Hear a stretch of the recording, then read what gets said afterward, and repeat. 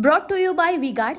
तक्रार हीच दाखल केली की निवडणूक आयोगाची जी एक जबाबदारी होती free and fair elections conduct करणं, कालची जी काही व्यवस्था होती ही व्यवस्था गैरव्यवस्था अगदी म्हणजे ज्याच्यामध्ये कंप्लीट इलेक्शन कमिशनचं फेल्युअर हे उघडपणे दिसत होतं. प्रत्येक ठिकाणी मतदारसंघांमध्ये जे काही बूथ होते त्या ठिकाणी कालचं उन्हामध्ये लोकांचं येणं, मतदारांना त्रास होणं, मतदारांची गैरसोय तर ही कमालीचीच होती. म्हणजे ज्या किमान गोष्टी इलेक्शन कमिशनने करायला पाहिजेत त्याची सगळी वानवा होती. जिथं बूथमध्ये गेलं तर तिथे पंखे नाहीत, व्हेंटिलेशन नाही, हवा नाही. ते जे मतदार याचं जे कक्ष असतो जिथे मतदान होतं, मतदान करतात मतदार बॅलेट बॉक्सचे, त्या ठिकाणी सुद्धा लाईट्स एवढे डीम म्हणजे शोधायला लागत होतं की कुठे तुमची निशाणी कुठे दिसते.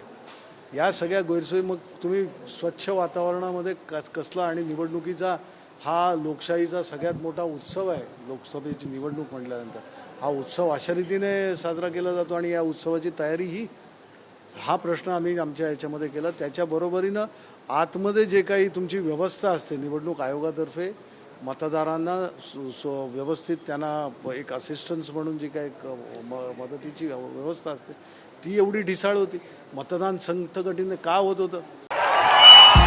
भाइयों बहनों, उनके राज में पावर रहे अनस्टेबल और हम रखे सब स्मूथ और स्टेबल. हमारा नेता कैसा हो जो स्टेबल पावर दे वैसा हो. अब की बार वी गार्ड एसी स्टेबलाइजर का चमत्कार. कारण त्यांना 15-16 ज्या काय 12-13 तुम्हाला आयडेंटिटी कार्ड्स आहेत तुमची, ज्या गोष्टी प्रूफ म्हणून मानल्या जातात की या आणल्यानंतर तुम्हाला मतदार ते चेक करतात आणि तुमच्या यादीतलं नाव वगैरे त्या याच्यामध्ये EPIC म्हणजे एपिक कार्ड इलेक्शन कमिशनने ते कार्ड आणल्याशिवाय तुम्हाला मतदानच करता येणार नाही. आधार देत आहेत, त्याच्या जोडीनं इतर जे काही लायसन्सेस किंवा हे जे देऊ शकतात त्याच्यावर सरळ सरळ मतदारांना हाकललं जात होतं. कुठे कुठे आतमधला पोलिंग स्टाफचे एवढे धजावले होते की पोलिंग स्टाफ स्वतः सांगत होता कुठे मतदान करा. काय चाललं आहे का म्हटलं, का मोगलाई आहे का किंवा अशा प्रकारचं स्वच्छ आणि या लोकशाही जी आपण फार देशामधली सगळ्यात मोठी लोकशाही जगामधली याचं अशा प्रकारे ते सुद्धा महाराष्ट्रासारख्या राज्यामध्ये व्हावं हे खरोखर पाचवा टप्पा होता सर. खरं तर मुंबईमध्ये अनेक आतापासूनच असं काही वाटतंय का काही ठराविक जागा, खास करून दक्षिण मुंबई सर्वात कमी मतदान झालं, ज्या ज्या ठिकाणी तुमची जागा किंवा काही गोष्टी प्लस होत्या त्याच ठिकाणी जाणीवपूर्वक असं झालं असं वाटतंय 6 पैकी खास करून? त्या ठिकाणी तर झालंच, पण त्याच्यापेक्षाही ही जी व्यवस्था असते ही व्यवस्था चोख असणं, चांगल्या रीतीनं असणं आणि ती राबवणं हेच यांचं मुळात कर्तव्य आहे. आणि तेच कर्तव्य जर करत नसतील तर मग हा लोकशाहीचा उत्सव तुम्हाला लोकसभेची निवडणूक हा फार मोठा उत्सव आहे लोकशाहीचा हे म्हणणं फोल आहे. सर पण ठरवून केलं असं म्हणायचं आहे का, नाही तर मग कोणी राजकीय काही हस्तक्षेप ठरवून वगैरे नाही, पण याच्यामधला जो फोलपणा होता, याच्यामधला जो कमीपणा होता, याच्यामधला जो डिफेक्ट्स होते ते सगळं आणून दाखवणं, मग त्याच्यामध्ये बाकीच्या ज्या गोष्टी आहेत ते त्यांना माहीत. उनका बैकअप सिर्फ कल तक और हमारा चांद तक. हमारा नेता कैसा हो जो नॉन स्टॉप बैकअप दे वैसा हो. अब की बार वी गार्ड इन्वर्टर बैटरी का चमत्कार. याच्यामध्ये कोण हस्तक्षेप बऱ्याच ठिकाणी करण्याचा सुद्धा प्रयत्न झाला की तिथे तशा प्रकारचं ह्या सगळ्या गोष्टी बाजूला ठेवणं एकतर पोलिसांचं काम, पोलिसांबरोबर यांचं प्रशासनाचं काम असतं. इलेक्शन कमिशनच्या प्रत्येक ज्या ड्युटीवर असलेल्या माणसांचं आज LIC सारखी माणसं वगैरे ही जी पब्लिक सेक्टरमधनं घेतात त्या सर्व्हिसिंग इंडस्ट्रीच्या लोकांना गव्हर्नमेंटच्या याच्यामध्ये म्हणजे बँका असतील, इन्शुरन्स कंपन्या असतील, इथल्या लोकांना कस्टमर सर्व्हिस असते.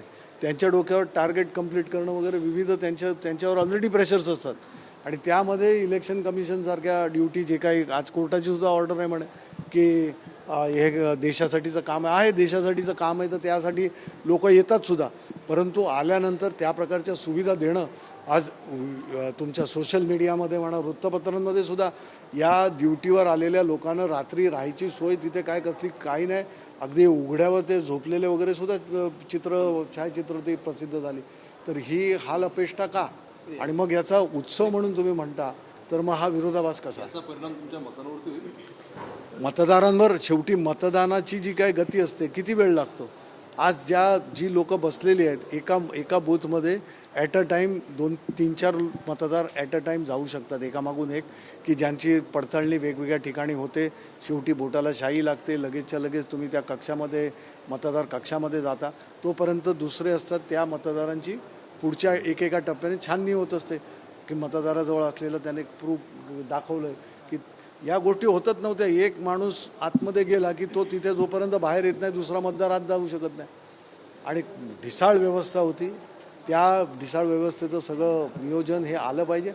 हे म्हणतायत की आम्ही सरकारकडे हे मांडू, सरकारने दिलं पाहिजे. सरकारने व्यवस्था तर सरकारने व्यवस्था अशासाठी की या ज्या सर्व्हिसिंग इंडस्ट्री पब्लिक सेक्टरचे राष्ट्रीयकृत उद्योगांचे जी काय एम्प्लॉईज मागवतात त्याच्यापेक्षा आज देशामध्ये एवढी बेरोजगारी आहे, एवढे तरुण आहेत, तर का तुम्ही असा एक या इलेक्शन्स कंडक्ट करता. तर या निवडणुकांसाठी बेरोजगारांना चांगल्या यांना तुम्ही एक त्यांना ट्रेनिंग देऊन असा एक मोठा निवडणुकीच्या कामाकरताचा एक संच बनवा, जे तुम्हाला फक्त या लोकसभेच्याच निवडणुकांसाठी नाही तर बाकी येणाऱ्या विधानसभा असतील, स्थानिक स्वराज्य संस्थांच्या निवडणुका असतील, महानगरपालिकांच्या निवडणुका असतील, यासाठी यांना ट्रेनिंग केलेल्या लोकांना तुम्ही वापरू शकता. चांगल्या रीतीने त्यांचा उपयोग होईल आणि तुम्ही बेरोजगारीसुद्धा ॲड्रेस करू शकाल. अनएम्प्लॉयमेंटचा मोठा प्रश्न काढू आणि शकाल. जे राजकीय आरोप प्रत्यारोप या दरम्यान झाले, खास करून देवेंद्र फडणवीस असतील, त्यांनी म्हणे की कुठेतरी पराभव बघून फक्त या सगळ्या गोष्टी तुमच्याकडून रेटल्या जातात. अहो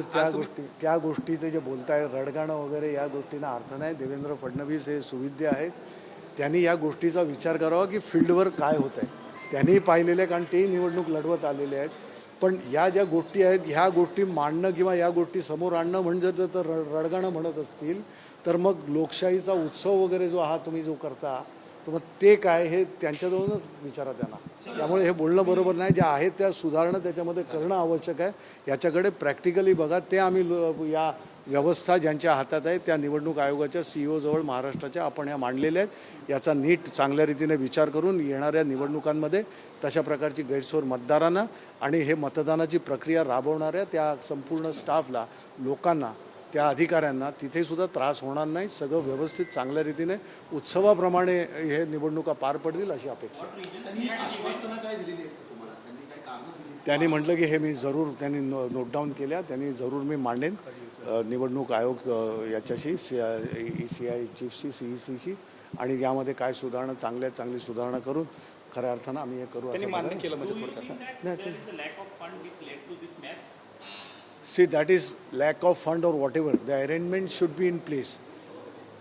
If you are going for a celebration like that, this being a election for the Lok Sabha Parliament elections are there, and if you are terming it that it is something like a festival. So festival has to be equipped with everything.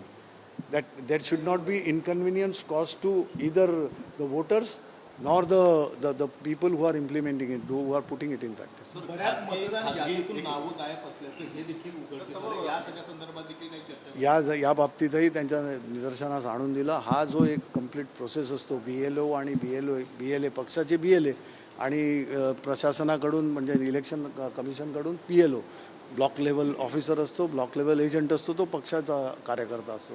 यांच्या माध्यमातून व्यवस्थित जाऊन त्या सगळं जे बघणं असतं, मतदार याद्यांची छाननी असते, त्यावेळेला या व्यवस्थित घेताना दोन्ही याच्यामधनं केलं पाहिजे. ते होत नाही.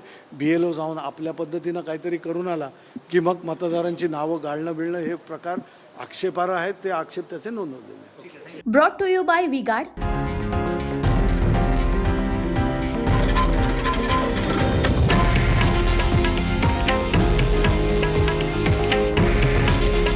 हे आहे देशातील नंबर 1 न्यूज नेटवर्क आणि आपण पाहत आहात TV9 मराठी.